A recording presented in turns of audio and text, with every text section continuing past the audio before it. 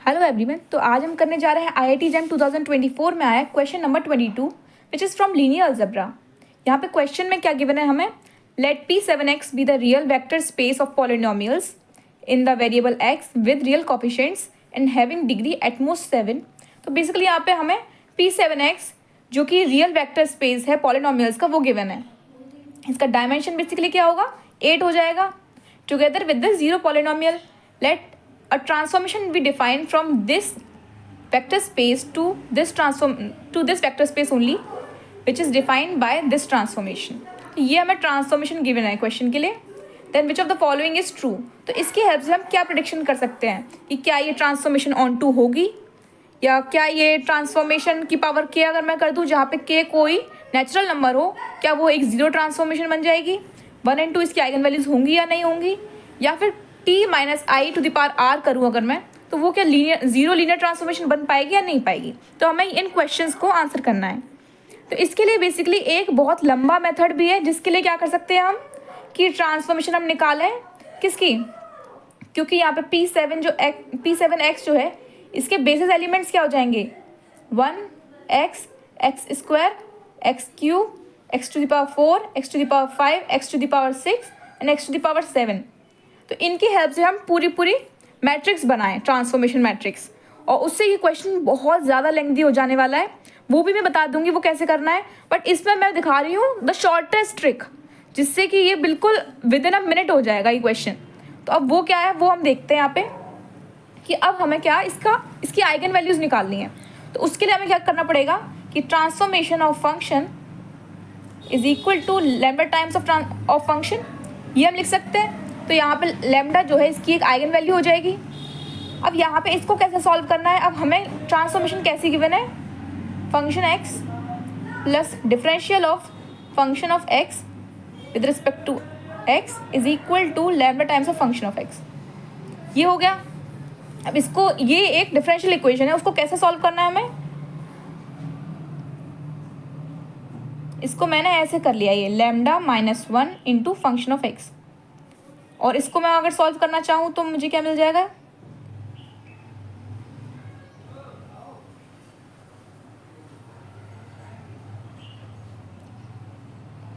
ये मिल गया मुझे यहाँ पे। अब इसको अगर हम सॉल्व करेंगे तो हमें क्या मिलेगा, यहाँ पे x के रिस्पेक्ट में अगर हम इसे इंटीग्रेट कर दें तो हमें मिल जाएगा यहाँ पे log of function of x is equal to lambda minus 1 times of x। log को उधर साइड ले जाएंगे तो function of x is equal to e to the power lambda minus 1 times of x। अब हमें ये मिल गया यहाँ पे, और क्या हमें मिल जाएगा यहाँ पे, सॉरी c भी आ जाएगा यहाँ पे, क्योंकि कांस्टेंट तो आना ही पड़ेगा इंटीग्रेशन के लिए।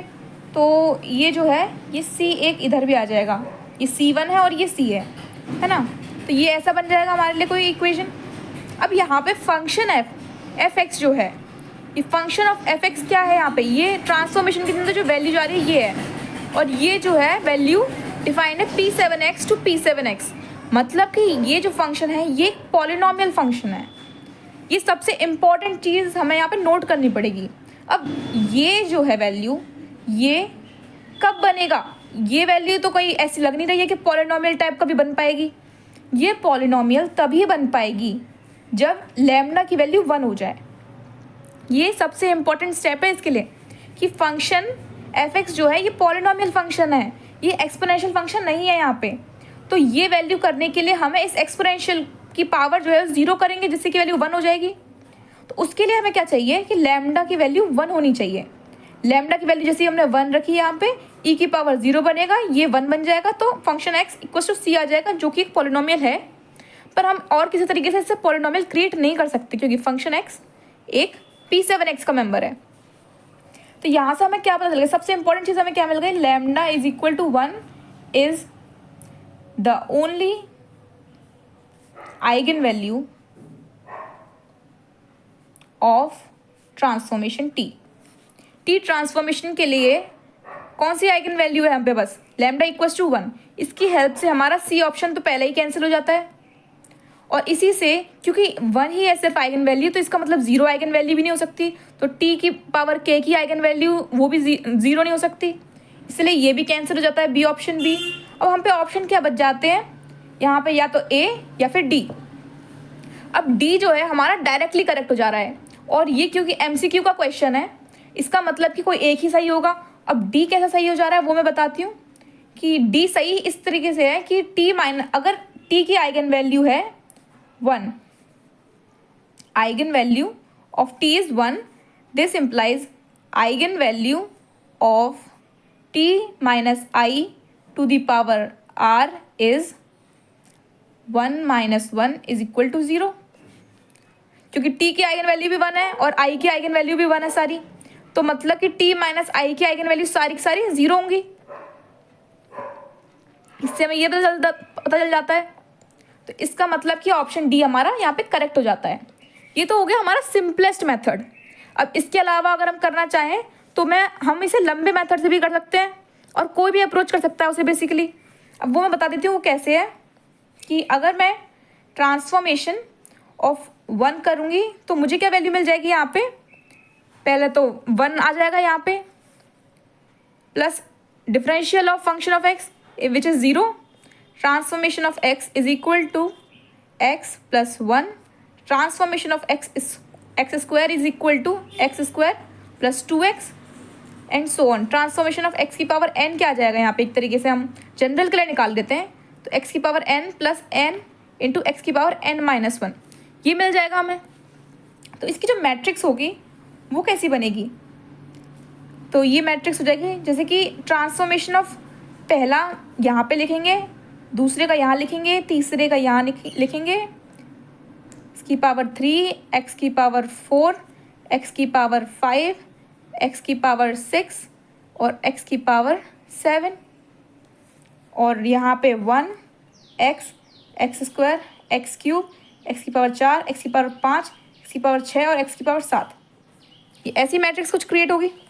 तो 1 के लिए क्या है यहाँ पे, 1 का कोफिशिएंट क्या है 1, बाकी के सारे 0। एक्स के लिए क्या हो जाएगा 1 और 1 और सारे 0। एक्स स्क्वायर के लिए क्या हो जाएगा, एक्स स्क्वायर पे 1, यहाँ पे 2 और 0 0 सारे बाकी के। और अब एक्स क्यूब पे क्या हो जाएगा, अपने एरिया में वो 1 रख लेगा, यहाँ पे जो है 3 रख लेगा, 0 तो मुझे ये मैट्रिक्स यहाँ पे ऑब्टेन हुई है। अब इसकी सारी आइगन वैल्यूज़ हमें दिख गई यहाँ पे, जो डायगोनल पे वैल्यूज़ हैं ये सारी इसकी आइगन वैल्यू हो जाएंगी।